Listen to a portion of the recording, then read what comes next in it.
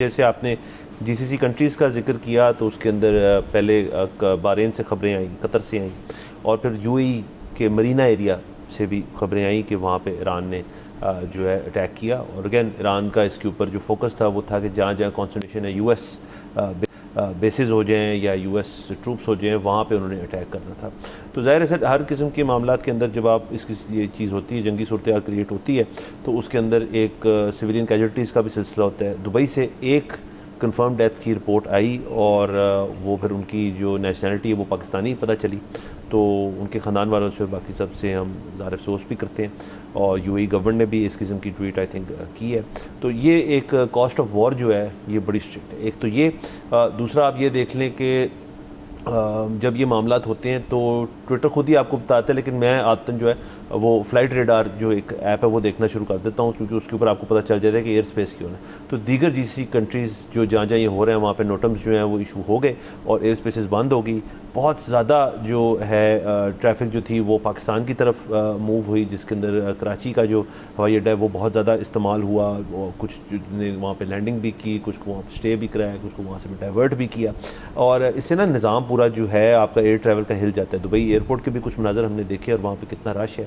उसके अलावा बहुत सारे लोग जो होते हैं वो घबराहट के अंदर और पैनिक के अंदर फिर कोशिश करते हैं कि वो जिधर ये मामलात हो रहे हैं वहाँ से निकल के किसी सेफ़ लोकेशन पे जाएँ। दुबई, कतर, बहरीन जो है ये ऐसे मुल्क हैं जहाँ पे एक्सपर्ट्स बहुत ज़्यादा होते हैं, जिनकी प्राइमरी रेजिडेंस ये जगह नहीं होती, वहाँ पे काम शाम करने गए होते हैं और उनके अपने अपने मुल्क भी होते हैं। तो बहुत लोग वहाँ से फिर एग्ज़िट करने की कोशिश करें। इसी तरह आप देख लें कि हमें इजराइल से भी, तल अवीव से भी इमेजेस मिली कि वहाँ पर भी लोग जो थे कुछ गए हुए थे, जो ट्रैवल कर रहे थे वहाँ पर, वो भी वहाँ से निकल रहे थे। और तो ये ना एक सिचुएशन जो होती है ना, बहुत फैलाव आ जाता है इसके अंदर। और ये जो है देखें आप, इसके अंदर मैंने आपको 3 मुल्क गिरा दिए, उसके अलावा यूएस, ईरान और अगर आप ईरान को डाल दें तीनों को और इसराइल को सॉरी, तो 6 मुल्क जो हैं इफेक्टिवली आज सुबह से लेकर अब तक इस सारी जंग जो है उसकी गिरफ्त के अंदर आए हुए हैं। तो इसके अंदर एयर ट्रैवल जो है वो एक सिविलियन कॉस्ट जो है वो बहुत ज़्यादा है। और ये अभी आप सोचिए इस चीज़ को सिर्फ का चंद घंटे हुए हैं। जी बिल्कुल। और इस वक्त जो एक और बहुत बड़ा मसला है वो ये है कि दुबई क्योंकि आजकल पाकिस्तानियों को वीज़ा नहीं दे रहा, तो इस वक्त ये जंग शुरू होने से पहले कई पाकिस्तानी जो किसी और जगह ट्रैवल कर रहे थे लेकिन उनका ट्रांजिट दुबई में था, और जब एयर स्पेस बंद हुई तो वो इस वक्त स्ट्रैंडेड हैं एयरपोर्ट के ऊपर। सो अभी ये फ़ैसला नहीं हुआ कि दोबारा कब फ़्लाइट्स बहाल होंगी और तब तक उनका क्या स्टेटस होगा, उनको क्या कोई इमरजेंसी वीज़ा दिया जाएगा या वो एयरपोर्ट पर ही रहेंगे। एयरपोर्ट का जो होटल होता है क्या उसके लिए इमिग्रेशन चाहिए होती है, नहीं चाहिए होती। सो ये सारी चीज़ें जो अभी हैंग कर रही हैं, हमें इसका वो नहीं पता। इसमें एक पे एंड में इंडिया का भी तस्करा ज़रूर करना चाहूँगा कि India has come across as a country जो कि पूरी दुनिया के मुसलमानों के शायद ख़िलाफ़ है। देखें ये बड़ी ख़तरनाक बात है। पाकिस्तान, वैसे तो मोदी साहब जो हैं वो जब से आए हैं हम सुन रहे हैं कि इंडिया के अंदर मुसलमानों की प्लाइट को ज़्यादा अच्छी नहीं है, लेकिन वो कहते थे कि जी हमारा अंदरूनी मामला है, आपको इससे क्या। अच्छा, जब पाकिस्तान से जंग हुई तो उन्होंने कहा जी कि पाकिस्तान तो को तारीख़ी तौर पे हम 6 जंगें लड़ चुके हैं, ये तो कोई नई बात नहीं है, उनके साथ तो हमारा और मामला है। अच्छा, उसके बाद आप ये देखें कि 1971 के बाद से कंपैरेटिवली इंडिया के ताल्लुकात बांग्लादेश से बेहतर थे पाकिस्तान के मुकाबले में, लेकिन वो भी ख़राब हुए। पाकिस्तान करीब आ गया, इंडिया दूर चला गया। और अभी ये देखें जंग आज शुरू हुई है, तो आज सुबह या कल रात को मोदी साहब जो थे वो तल अवीव से निकले थे और उसके जो मनाजिर थे सबने टीवी स्क्रीन्स पर देखे कि वो जाके बगलगीर होए जा रहे हैं नेतन्याहू के साथ।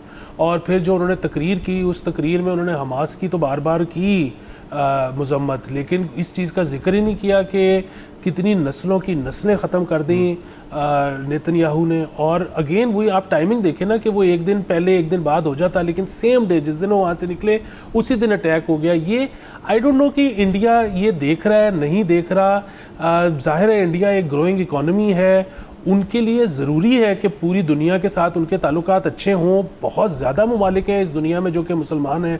मतलब आप ये देखें कि चाइना जो है उसकी जो ये पॉलिसी है कि हम दूसरों के मुल्कों में जो है वो नहीं जाएंगे, हम नहीं अटैक करेंगे, हम नहीं किसी जंग का हिस्सा बनेंगे, वो किसी वजह से है ना, वो ग्रोइंग इकॉनमी है। वो कह रहे हैं कि यार हमने सबके साथ कारोबार करना है, हम जो है ये चीज़ नहीं करना चाहते।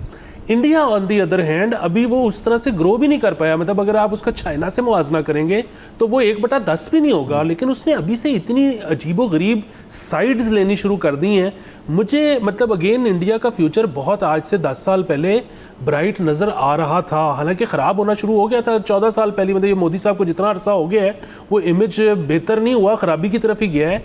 लेकिन वो जो हम एक राइजिंग इंडिया, शाइनिंग इंडिया देख रहे थे, वो तो आंखों के सामने वो बिल्कुल एक उसके ऊपर साया आ गया और सिर्फ मोदी साहब उसके जिम्मेदार हैं। मैं आपको एक और बात बताऊं, जहाँ तक फ़लस्तीन की चीज़ है, मोदी साहब के आने से पहले इंडिया का जो फ़लस्तीन के ऊपर मौक़िफ़ था वो बहुत ही प्रिंसिपल्ड था। जब ये आए हैं तो उन्होंने 70 साल की इंडिया की जो मेहनत थी वो ज़ाया कर दी। सर इसके अंदर बिल्कुल सर देखिए, हिस्ट्री जो है वो इन चीज़ों को ना याद रखती है कि which side were you on.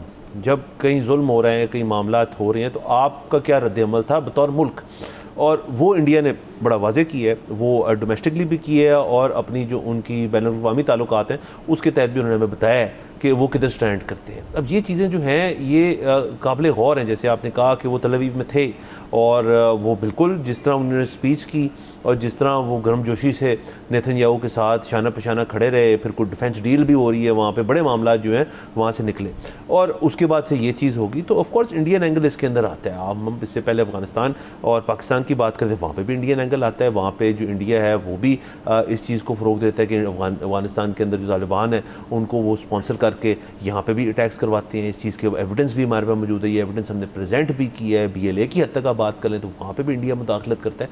तो ये जो सारा एक इनका है ना कि जी हम इस किस्म की प्रॉक्सी किस्म की चीज़ें करेंगे और हम यहाँ पे मामलात जो हैं वो ख़राब करेंगे। देखिए आप और मैं हमेशा बात करते हैं, जब एक मुल्क तरक्की कर रहा हो लेकिन खित्ता अनस्टेबल हो तो वो मुल्क तरक्की नहीं कर सकता। आप जो मर्ज़ी कर लें, हमने अभी इससे पहले ब्रेक से पहले तेल की बात की थी। देखिए उससे सिर्फ पाकिस्तान थोड़ी ना इफेक्ट होता है, वो तो छोड़े हमारी फॉल्ट लाइन इंडिया से बहुत डिफरेंट है, लेकिन इंडिया भी तो इफेक्ट होता है उस चीज़ से। तो इसकी लॉन्ग टर्म गेम किसने सोची? सर हो ये रहा है, जो मेरा बिल्कुल एक छोटा सा एनालिसिस है इसके ऊपर, कि लीडरान जिस किस्म के दुनिया के अंदर मौजूद हैं और हैं हमेशा से ये निज़ाम है कि उनके इर्द गिर्द ढेर सारे एडवाइज़र्स होते हैं।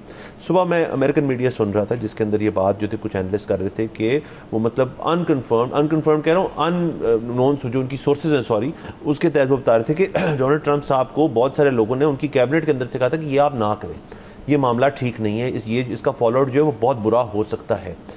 आपके ख्याल में मोदी जी के इर्द गिर्द सेन वॉइसेस नहीं होंगी? ज़ाहिर है होंगी। उनको भी ये कहा जाता है कि जी आप ये चीज़ ना करें।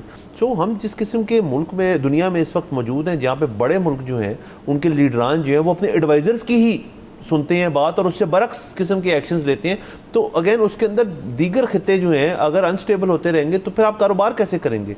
फिर ये पूरा जो आपकी दुनिया है जिसके अंदर अब कारोबार जो है वो था economy is the warfare now, लेकिन हम तो सिर्फ 1 स्टेप फॉरवर्ड 10 स्टेप बैक आ गए कि जी अब तो जंग इज़ द वे फॉरवर्ड। बिल्कुल। और मतलब एक तरफ इतना एक लूमिंग थ्रेट है AI का कि जिसका आधे से ज़्यादा मुल्कों को, मतलब आप थर्ड वर्ल्ड को तो छोड़ दें, फर्स्ट वर्ल्ड को नहीं अंदाज़ा कि आज से 6 साल बाद कितनी जॉब्स रहेंगी, कितनी रिडंडेंट हो जाएंगी, इसके नतीजे में क्या कोई नई जॉब्स जन्म लेंगी नहीं लेंगी, जो लोग बेरोज़गार होंगे हमने उनको क्या कोई बेसिक इनकम स्टाइपेंड देना है या हमने उनको उनके हाल पे छोड़ देना है? अगर उनके हाल पे छोड़ देते हैं तो फिर क्राइम का क्या करना है? ये सारी वो बहसें हैं जो कि फर्स्ट वर्ल्ड में भी जिनका अभी तक कोई खातिर खा जवाब नहीं आया, तो थर्ड वर्ल्ड को तो छोड़ ही दें। और इस असना में हमने जंग ही करनी शुरू कर दी है। ये तो बहुत ही मतलब बचगाना बात है। मतलब मैं कौन आप आदमी से ये एक्सपेक्ट ही नहीं करता, और दुनिया के लीडरान ये कर रहे हैं और हमारी आंखों के सामने हो रहा है। मैं जितना अफसुर्दा हूँ उतना हैरान भी हूँ। हाँ सर, अगेन आप देखिए जंग जो है वो एक लास्ट आपका रिजॉर्ट होता है जब डिप्लोमेसी फेल कर जाती है।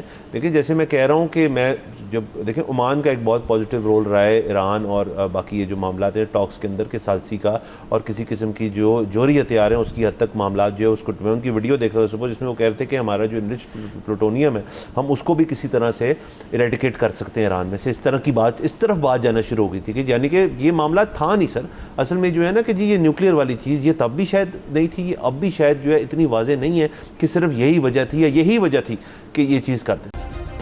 सब्सक्राइब करें और बेल दबाएं ताकि कोई खबर रह न जाए।